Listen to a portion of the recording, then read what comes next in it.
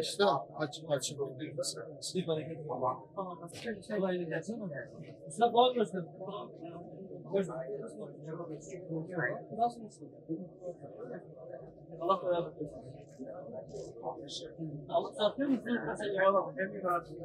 Tepe seçimi bu vaziyette müşrik çavadı mı? Modern. Yani bunlar kodesinde de arada tekinde yani nasıl kodes çok kesin.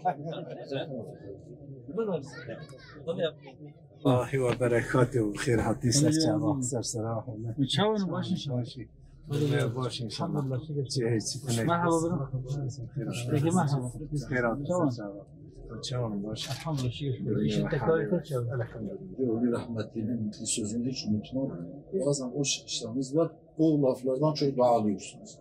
İslam'ın izzetini öyle yerde korumak her Müslümana nasip olmaz. Rabbim cennet Çok seviyoruz. Yani inşallah devamını bekliyoruz. İnşallah. Allah'ım.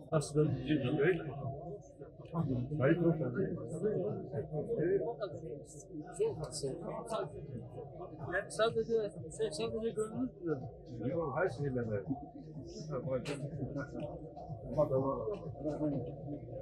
Ben onu paranı televizyon çok hoşuma değil. Allah sana bak. Allah sen de olabilir. Programa desteklerini bekliyoruz. Bekliyorum inşallah. Kolay gelsin. Hayırlı işler. Teşekkür ederim. Nasılsınız? İyisiniz inşallah. Başkanım hoş geldiniz. Hoş bulduk. Nasılsınız? İyisiniz inşallah. başkanım. Sen şahane. Çavanın başı. Sağ olun. Böyle başkanım. çavanın. Vallahi idare etti. İdare değil mi? Cinari mecaletine şu anda çoğum. Şu anda başta ne yapıyoruz? Bucu baş inşallah başkanım. Adayım başı. Çok baş. İyi başta eğer o diğer rayı olur. Yani tahminle. Merhaba. Çavan. Hadi seviyorum. Baş inşallah. Hadi sen de İşim cami çakmıyor. Sana mesela çağırın var. Bu işi çakmıyor. İnşallah. Camiye sos kalıyor.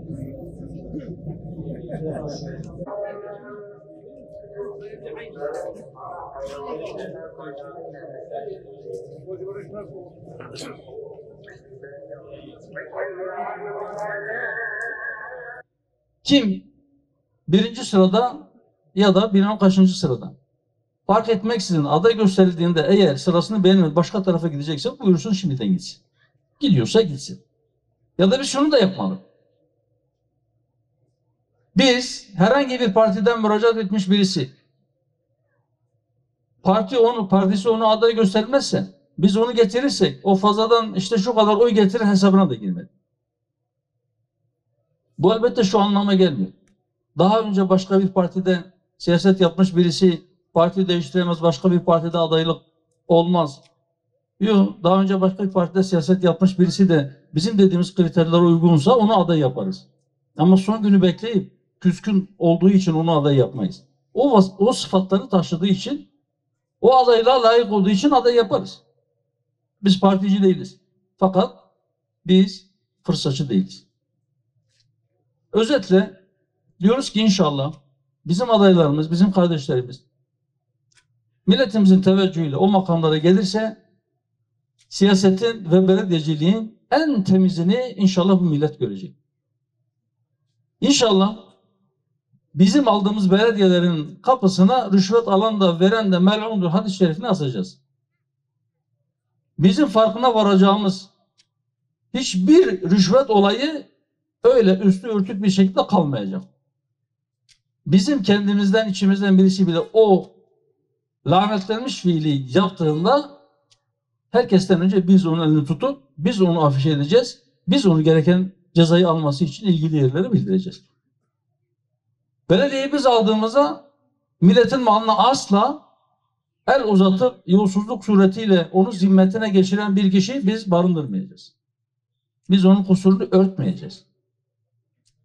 Biz belediyenin malını kimseye peşkeş çekmeyeceğiz. Biz sosyal belediyeciliği ön plana alacağız. Memleketimiz elhamdülillah yeterince bereketlidir. Ben inanıyorum bu memleket 85 milyon değil. 185 milyon insanı besleyecek kadar bereketlidir. Fakat bu gelirin dağılımında bir problem vardır. Öyleyse biz diyoruz ki belediyelere de bu gelir dağılımında yeterince pay alamamış, ihtiyaç içerisinde olan dezavantajlı bazı gruplar var. Mutlaka belediyelerin onlara el atması lazım. Mesela biz diyoruz ki gençlerimizin ihtiyaçları var. Biz o ihtiyaçlarını görüyoruz, biliyoruz ve onlara yönelik projelerimiz var. Biz sadece maddi anlamda el uzatacağız da demiyoruz. Mesela memleketin hemen her tarafında gençlerin uyuşturucu bataklığına düştüğünden çok ciddi bir şikayet var. Uyuşturucu sadece polisiye tedbirlerle önlenebilecek bir şey değildir. Sadece emniyetin, sadece adliyenin, sadece ceza kanunlarındaki ceza miktarını artırmayla yapabileceği ve önleyebileceği bir şey değildir. Herkese göre düşüyor. Sivil topluma da düşüyor, aileye de düşüyor, camiye de düşüyor, okula da düşüyor, anne babaya da düşüyor ama yerel yönetimlere de düşüyor. İnşallah biz diyoruz ki biz milletimizi sadece maddi olarak değil, manevi olarak da olumsuzluklardan kurtarmak, elinden tutup daha güzel bir seviyeye getirebilmek için elden gelen bütün çabayı ortaya koyacağız. Şimdi uzun uzadıya projeleri burada anlatmak benim işim değil. İnşallah benden sonra uygun zamanlarda zaten yapıyorlardır. Bizim belediye başkan adaylarımız inşallah bunu yapacaklardır.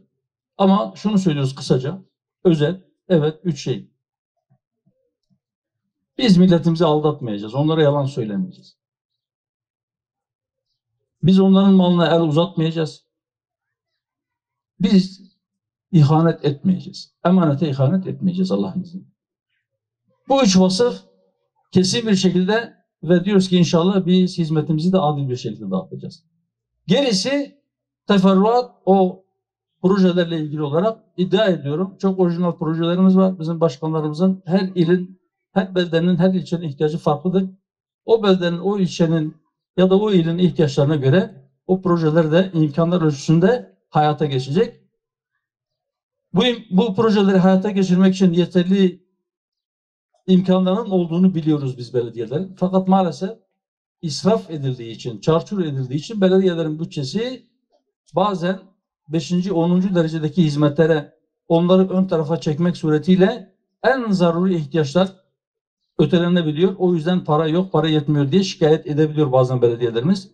Halbuki belediyelerin kaynakları yeterlidir. Yeter ki doğru kullanılsın. Biz bütün bunlara o kaynakların yettiğine inanıyoruz.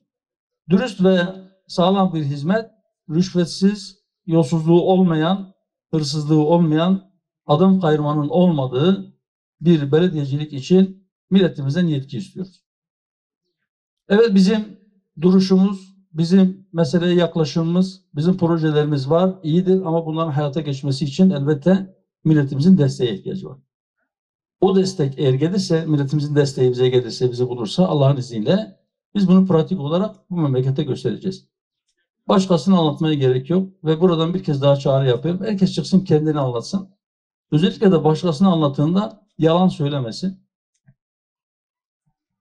Yalan demişken hani kimseden bahsetmiyoruz ama bunu söylemeden duramayacağım.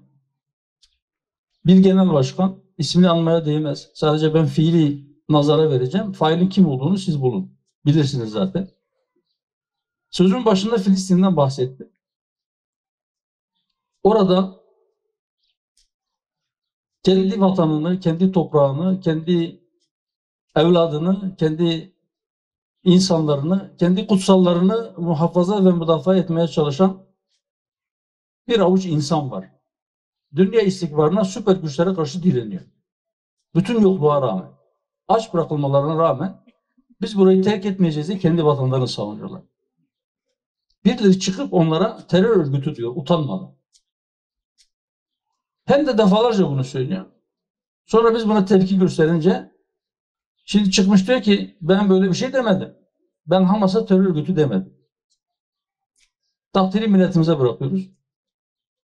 Huvayi Milliye neyse 100 sene önce bugün Filistin'de de Hamas odur. Kim onlara terörist diyorsa, kim onların meşruiyetini tartışıyorsa kendi meşruiyetinin altında uyuyor.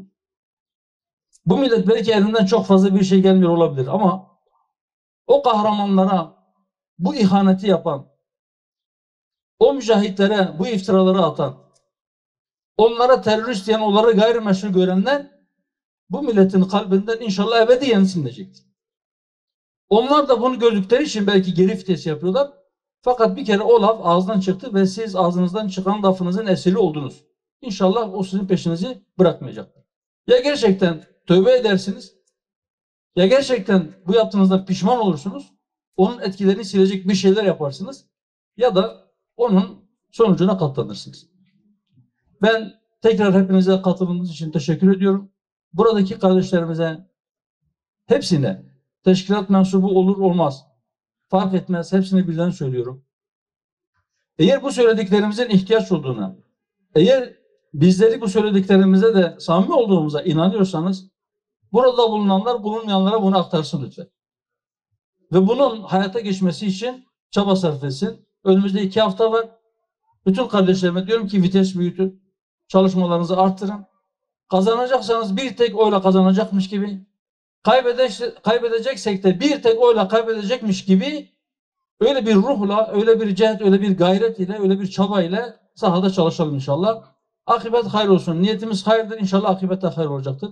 Allah'ın selamı, rahmeti, bereketi hepinizin üzerine olsun. Hepiniz hoş geldiniz. Allah hepinizden razı olsun. Hür davamızın hür lideri